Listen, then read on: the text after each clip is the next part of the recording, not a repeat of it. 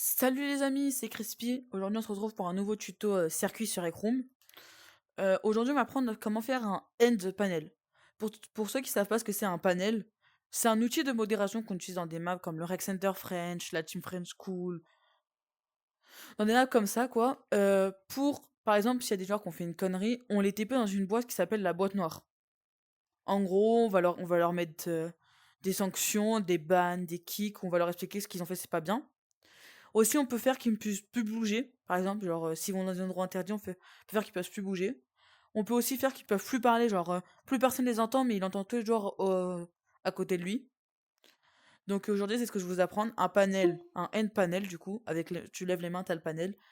Donc un end panel avec les options principales, je vais vous apprendre. Et je pense que ce sera déjà bien. Et après, peut-être on se retrouvera pour un autre tuto pour apprendre tout le reste. Voilà. Donc j'espère que ce tuto vous sera utile et qu'il vous plaira. Je vous retrouve sur ma POV.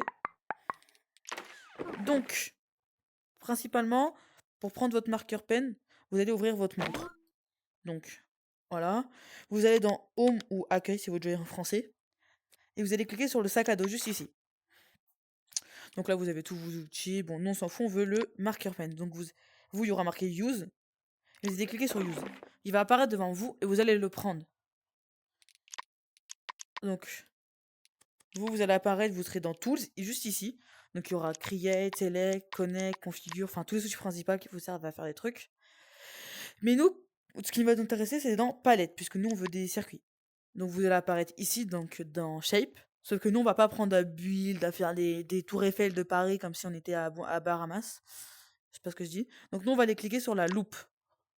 Et on va chercher un premier truc qui s'appelle Player Left and Finger Direction. En gros, c'est un truc qui prend la direction d'une main. Genre mon doigt left, bah c'est lui. Alors je pointe là-bas, il va savoir la position où il est. Donc on va le faire spawn. Et il nous en faut un deuxième truc comme ça. Donc vous allez remplacer le left hand, donc la main gauche, par right hand, donc la main droite. Et vous allez faire spawn juste en dessous. Après, du coup, nous, ce qu'il va nous falloir, c'est un add pour additionner la distance des mains, on va dire. Parce qu'il y a deux types de panels. Il y a ceux qu'on a avec la distance des deux mains ou avec une seule main. Donc nous, on va prendre un add, comme ça. En gros, c'est pour additionner, enfin, c'est logique. Donc vous allez connecter le vector à la première value.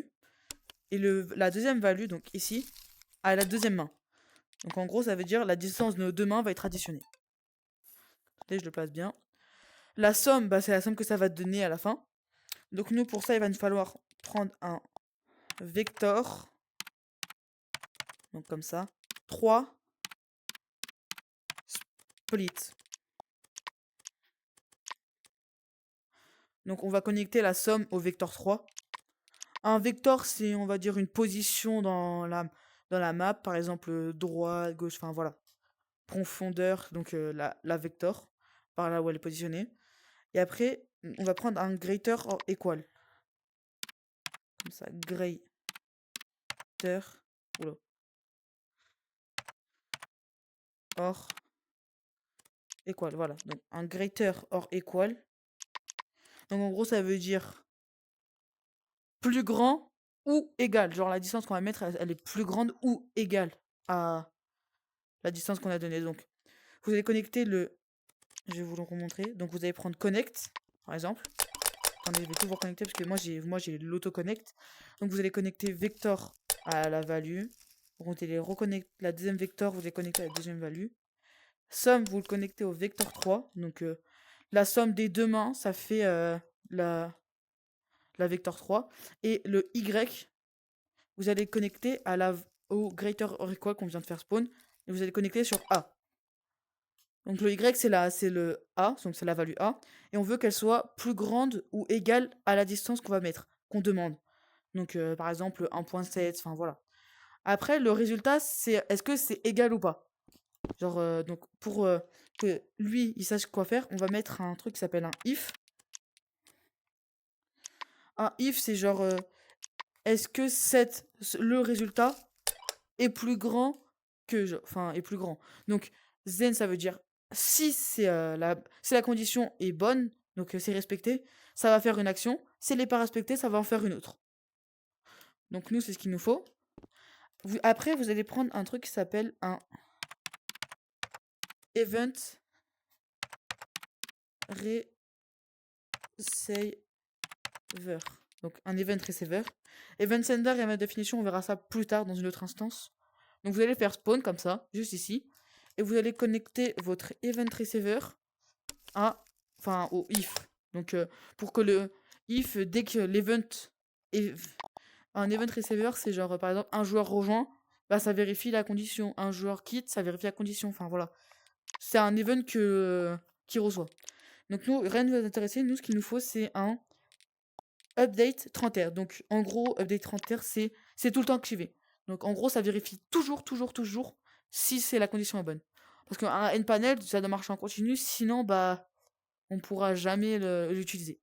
Donc, pour l'instant, nous, on va le déconnecter car sinon, on va avoir un spam de montre. On va avoir plein de trucs qui vont s'ouvrir. Donc, si la condition est bonne, bah, ça va faire une action. Donc, nous, on va aller dans Tools, clone/flip. On va copier le if. Après qu'on a copié le if, on va connecter le then. Donc si la condition est bonne, ça va activer le deuxième if. Si la condition est pas bonne, bah ça fait rien. Donc nous, là, on veut que la condition que ce soit, c'est que c'est un membre du staff. Un host, un modérateur, un contributeur, un co-owner ou le owner. Donc ce qu'il va nous falloir, c'est déjà dans un premier temps un or. Donc c'est pour dire si c'est un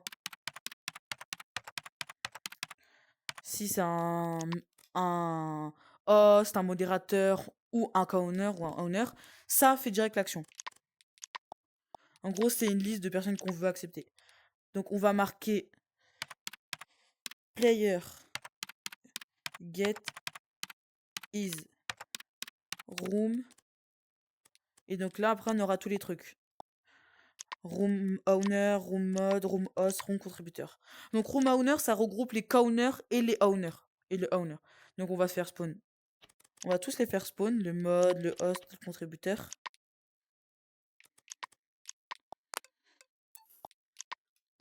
Donc on va connecter. Après, ce qu'il va nous falloir, c'est plus de prises.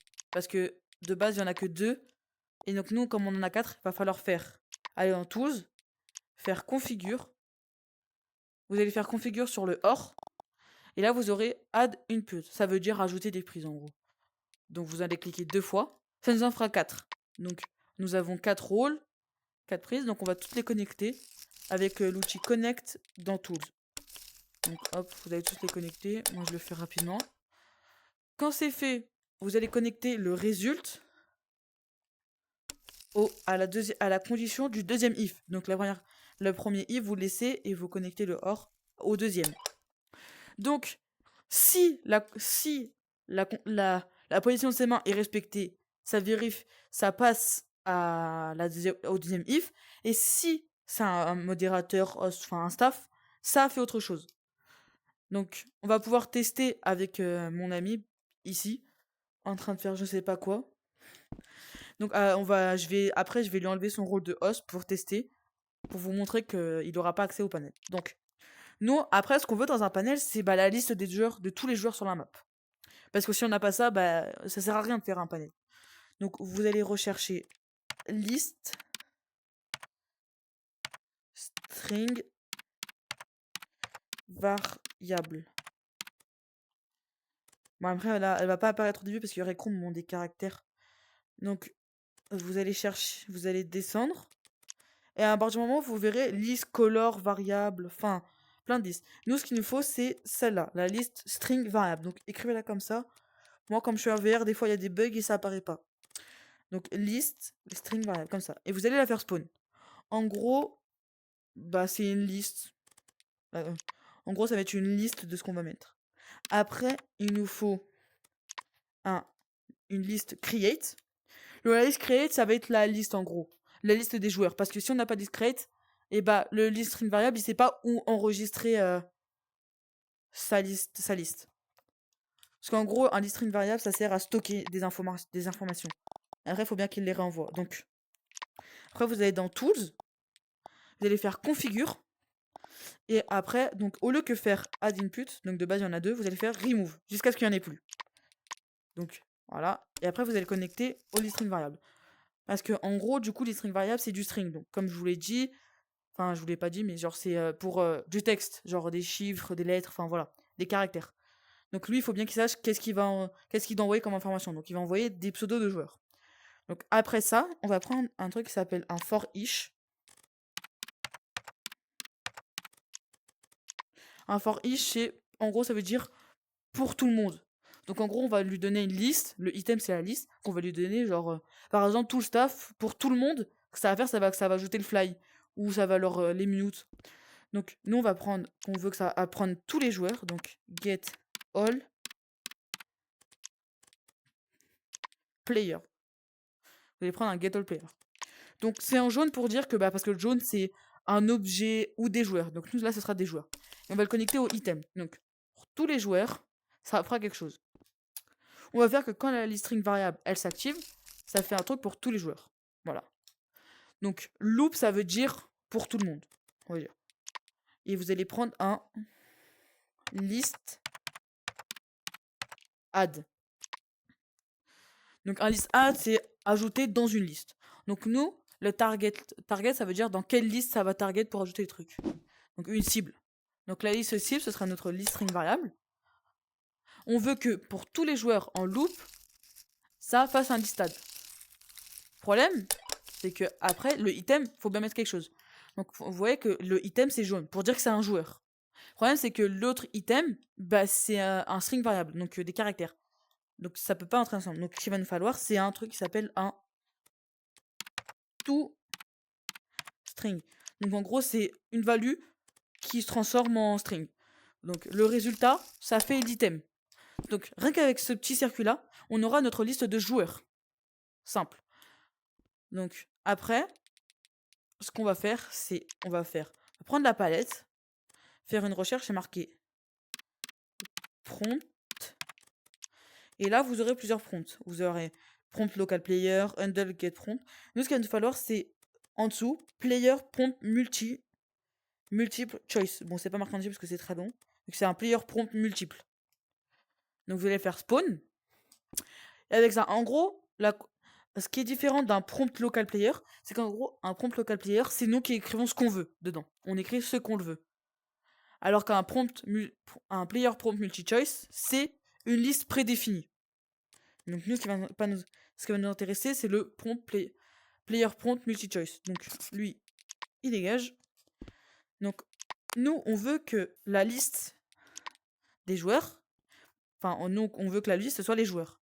Donc après que les joueurs se sont ajoutés, vous allez connecter cette truc-là au answer choice. Ça veut dire les choix possibles. Et donc, après qu'il a ajouté tous les joueurs, vous allez faire quand c'est fini, qu'il a fait ça pour tous les joueurs, ça va activer ça. Donc en gros, c'est qu'après qu'il ait ajouté tous les joueurs, donc mon pote qui s'appelle Martin, et par exemple moi, du coup Crispy, et en gros, quand c'est fini, il va nous activer le prompt avec la liste des joueurs. Donc pour vérifier que ça a bien marché, vous allez ouvrir votre marker pen, aller dans palette, et écrire button, donc un bouton. Après, vous allez faire que quand le bouton est appuyé, ça active la liste. Juste là. Après, ce sera pour tester, donc vous devrez l'enlever. Donc, on va appuyer. Et donc là, on a la liste des joueurs. Donc, mon pote Martin Joave et moi-même Crispy. Donc, ok, notre liste marche. On peut supprimer notre bouton grâce à l'outil Delete dans Tools. Donc, tac, ça dégage. Mais maintenant, il nous faut bien des options. Un TP, un freeze, un mute. Il nous faut bien ces options comme ça. Parce qu'un panel juste avec une liste, ça ne sert à rien. Donc, vous allez aller dans Tools. Vous allez prendre Clone Flip. Et vous allez copier le prompt. Donc, tac, on l'a copié. En gros, ce sera un autre prompt qui va nous servir à faire des options. Après, vous allez prendre un if. Ce if là. Et on va le connecter. Donc, vous allez connecter à success. Donc le if, il faut le connecter à success du premier prompt. En gros, ça veut dire que, parce que quand vous activez un prompt, regardez, vous avez OK ou cancel. Quand vous faites cancel, ça veut dire que le prompt, il est pas il a été fermé parce qu'il a été annulé. Donc le success, c'est false, ça veut dire faux. Donc la condition, elle n'a pas été respectée. Donc nous, on veut qu'il s'active que quand le prompt est fermé. Et après, donc si la condition est bonne, donc elle est vraie, donc le prompt a été fermé en faisant OK, et bah ça active le deuxième prompt avec la liste des options. Si ça n'a pas été respecté, ça fait rien. Après, pour notre liste d'options, il nous faut bien des answer choice, parce que là, c'était déjà fait automatiquement. Mais maintenant, il va falloir qu'on les écrive nous-mêmes. Donc vous allez vous retourner dans Palette, vous allez rechercher une liste create encore. Parce qu'une liste create, bah, c'est une liste avec marqué ce qu'il y a dedans. Donc vous allez connecter list à answer choice. Donc là, votre liste va devenir violette, comme elle était là. Donc par exemple, après vous allez prendre connect dans tools, et on va écrire un truc dans la première item. Donc vous visez bien premier item, vous cliquez. Après, dans votre marqueur pen, il y a un truc qui va apparaître. C'est un truc value. Vous allez cliquer sur la bulle. Vous allez marquer, par exemple, TP spawn. Voilà. Vous allez faire done. Et donc là, il a été enregistré. On peut changer. Et en dessous, on va marquer, par exemple, TP boîte. Donc TP à la boîte noire. Donc je vous expliquais tout à l'heure. Vous allez faire done.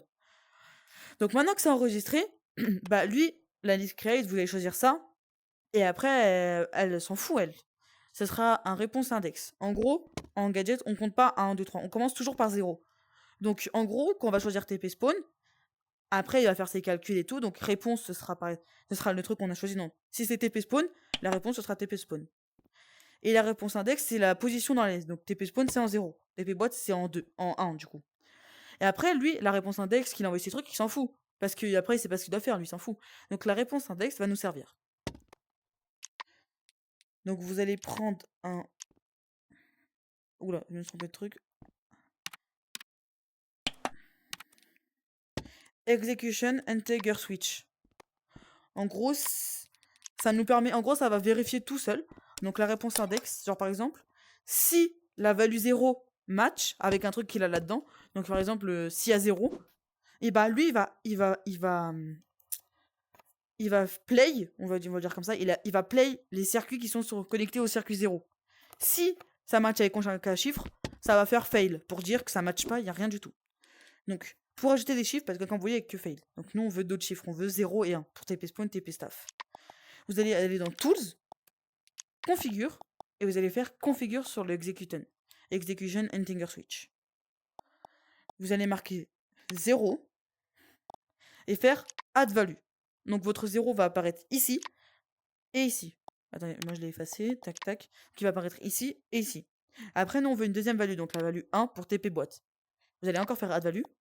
Et après, voilà. Donc, vous avez vos deux values principales pour faire les TP. C'est ce qu'il nous faut, nous, pour au début. Donc, après, vous allez ouvrir votre marqueur pen, aller dans Palette et rechercher un set position. Vous allez en faire apparaître 2. Parce que du coup, il y a 2 TP. Et qu'il nous faut plusieurs trucs. Après, vous allez prendre un get position. Donc, c'est pour prendre la position d'un objet. Parce que nous, on va utiliser des trucs qui s'appellent les vector components. C'est la position dans une map, comme je vous l'expliquais tout à l'heure, une vector. Donc, en premier, vous allez connecter le 0 au premier set position. Pour dire que quand on choisit TP spawn, ça match, ça la réponse index, ça devient 0. Et que ça match avec le truc 0. Donc, ça fait un TP spawn. Après, on va connecter au 1, au deuxième position. Au deuxième set position. Après, lui, le set position, il doit target quel joueur il doit faire. Donc, on va retourner sur notre premier prompt pour avoir un joueur. Donc, pour avoir votre joueur donc, que vous allez choisir, il va l'envoyer en réponse. Voilà. Donc, après, il sait pas quoi faire. Vous allez prendre un get player by display name. Donc là, vous allez get account name. Nous, c'est pas les account name qui apparaissent, non. C'est les display names. Display name, c'est ce qui est écrit au-dessus des gens. Donc regardez. Là, par exemple, au-dessus de mon ami, c'est Martin Joave parce que c'est son display name. Bonjour. Donc vous allez retourner dans Tools, prendre Connect, et vous allez connecter la réponse. Donc le joueur choisi. Donc maintenant, si je l'active, je choisis Martin. Et ben Martin, il apparaît en réponse. Donc vous allez connecter la réponse au name. Pour dire que la réponse, ça fait un nom d'un joueur. Donc après, vous allez connecter player, donc le joueur choisi, au target numéro, aux 2 targets ici. Donc pour dire que chaque action que ça fait sur le joueur choisi et pas sur nous-mêmes parce que ce serait bête. Après, nous, on veut la position d'un objet. Moi, c'est ce que j'utilise perso. Il y en a d'autres qui utilisent d'autres trucs. Donc vous allez connecter cette position-là. Regardez-vous. Moi, je vais les mettre là pour que ce soit plus facile à comprendre. Donc vous allez connecter cette position-là à ça. Et vous allez faire la même chose pour l'autre. Donc voilà, maintenant, il y a la position. Non, maintenant, cette position, il sait quelle position il doit prendre. Mais le get position, lui, il target aucun objet. Aucun objet, aucun build, enfin voilà, il target rien. Donc on va aller dans palette, faire une recherche d'un circuit ou d'un truc. Vous allez marquer vector component. Donc voilà, là vous avez votre vector component. Vous allez en faire spawn 2 parce que du coup il y a 2 positions qu'on veut, le spawn et la boîte noire. Voilà. Et vous allez... Nous, ce qui nous intéresse, c'est que ça target l'objet. Donc on veut pas que ça get la vector parce que nous, on veut que ça target un objet. Donc nous, on veut... Quand vous voyez un nom, et juste à côté de ça, en gros, c'est l'objet. Donc nous, on va connecter l'objet, donc la prise en haut, à target. Parce que vous voyez, si j'essaie de connecter vector au target, bah ça marchera pas dans tous les cas. Donc après, vous allez faire la même chose pour en dessous. Donc voilà, là on a nos positions. On a nos positions d'objets. Donc par exemple, je vais mettre cette vector là ici et celle-là ici. Alors vous, pour les moves, vous devez aller dans Tools et prendre Move. Et après, sélectionner l'objet que vous voulez. Parce que moi, comme je suis en vert, je peux les prendre comme ça. Après, pour bien tester, on va faire respawn un bouton. Et vous allez connecter à votre liste. Donc par exemple, on va choisir Crispy, donc moi pour pas déranger Martin. On va me TP spawn. Ça me TP sur cette vector là. Parce que du coup, cette vector là elle est connectée à cette position là. Et cette position là, bah, c'est la value 0. Donc le TP spawn. Mais si je refais ça avec TP boîte, hop, vous voyez que je suis pas TP au même endroit, je suis TP plus loin. Donc dans la position de la boîte. Voilà. Maintenant on va les reprendre. Donc vous allez reprendre move. Et vous allez les remettre ici. Pour pas les perdre. Votre bouton, vous le gardez pour les prochains tests. Ça peut toujours servir. Tac. Donc maintenant, on va reprendre configure et configurer la liste pour ajouter 2 inputs. Donc mute et freeze. Donc là, vous allez aller dans Tools, prendre Connect et viser les prises vides, les items vides. Et vous allez écrire dedans mute / unmute. Et en dessous, vous allez marquer freeze / unfreeze.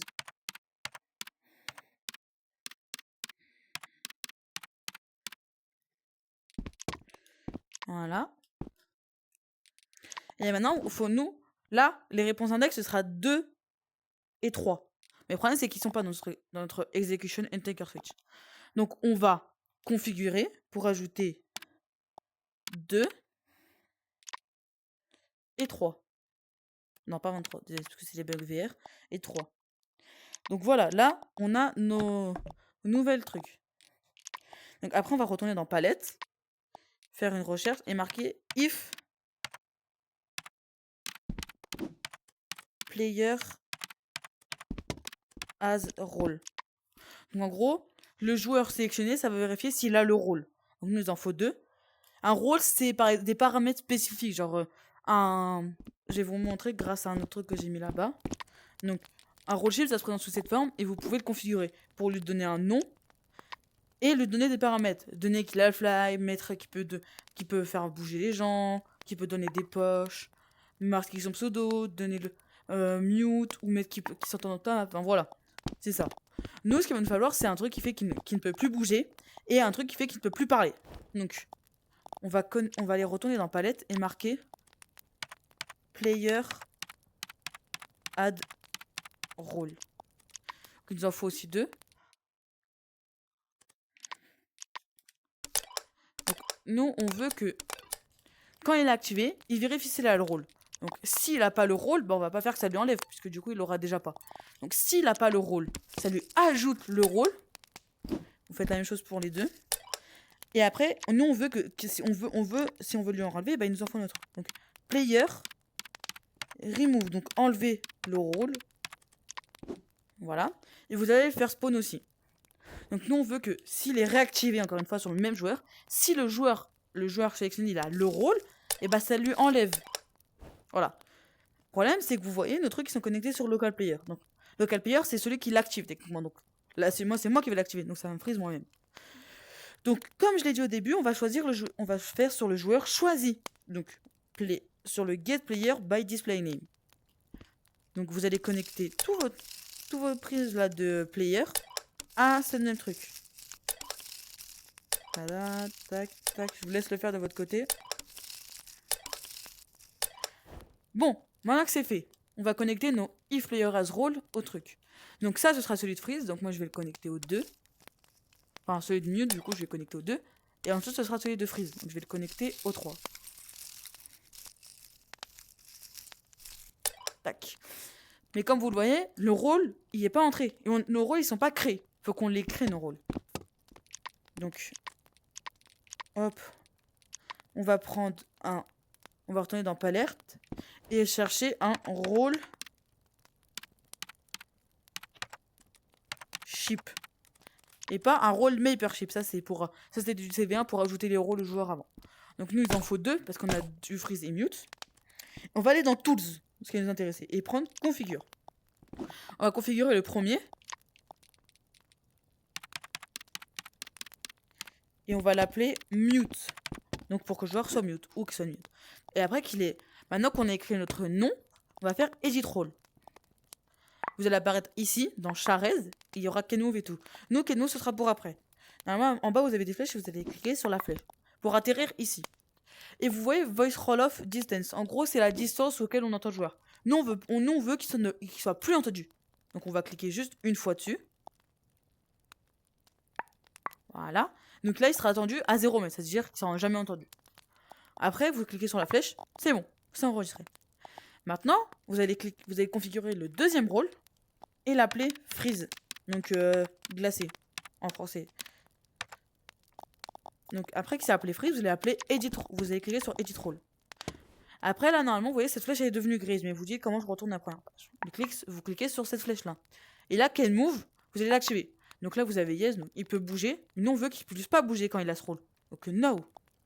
Après, on met aussi qu'il ne peut pas fly. Donc, il pourra plus. Si c'est un ça, au moins, il ne pourra plus fly. Après, vous cliquez sur la flèche. Maintenant, vos rôles sont paramétrés. Mais nous, on veut que c'est if as role et tout. Il détecte que c'est ce rôle qu'on veut. Donc, vous allez aller dans Tools, Connect, et cliquer sur le rôle justice. Et vous allez cliquer sur le string. Donc, rôle. Et vous allez marquer mute. Parce que nous, le premier qu'on a mis, c'était mute. Pour le deuxième. Vous allez faire la même chose pour les mute, pour les add et remove role que vous avez mis. Tac. Vous l'avez fait. Maintenant. Et vous allez cliquer sur... Vous allez faire la même chose en dessous et marquer à la place freeze. Parce que nous, on veut que ça ajoute le rôle freeze. Donc voilà.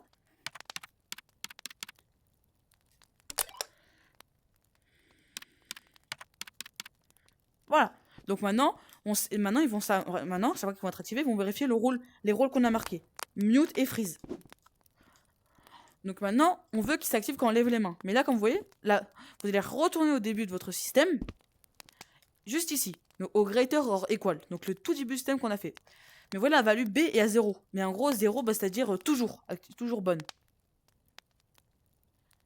Donc nous, ce qu'il va nous falloir, c'est qu'on va aller dans Tools, Connect, et on va faire Connect sur la value B. Donc on clique juste une fois. Et après là, on a value. Donc moi, je vous conseille, si vous êtes en vert, de marquer 1.7, ou alors vous marquez 1.66. Donc 1.66. Et après, vous faites, il n'y a pas besoin de donne, vous formez juste votre clavier. Donc 1.66. Donc nous, la value, là, vous voyez que là, c'est faux parce que mes mains ne sont pas à la distance 1.66. Donc maintenant, On a juste à connecter notre 30 Hz du début, ici. Donc en gros, là maintenant, si je lève les mains, et voilà. Nous avons notre end panel, on peut choisir le joueur. Et là après, quand vous choisissez le joueur, donc Martin, vous avez vos options que vous avez écrites tout à l'heure.